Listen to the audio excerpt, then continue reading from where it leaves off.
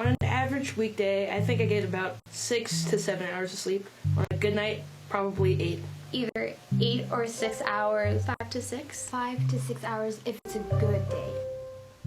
No, I do not think I get enough sleep on average. I think for me, a good night's rest is about 8 hours and 30 minutes, to be quite exact. I've learned over the course of 3 years that I need at least 8 to function. I would consider that I am well rested, mostly because I am much more well rested than I used to be in high school.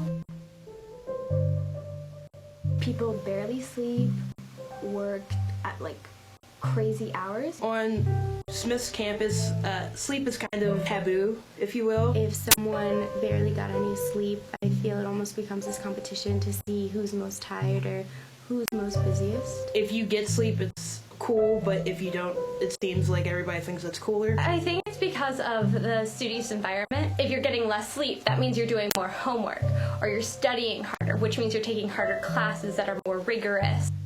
But on the volleyball team, we really do value sleep. Coach values it, the trainers value it, so I think that's why we all love it so much.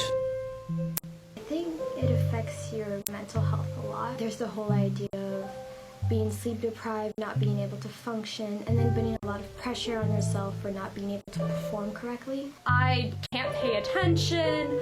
I struggle really hard. I often find that it's really hard to focus in classes and a lot harder to get through my readings. I also have dyslexia, so that really kicks in.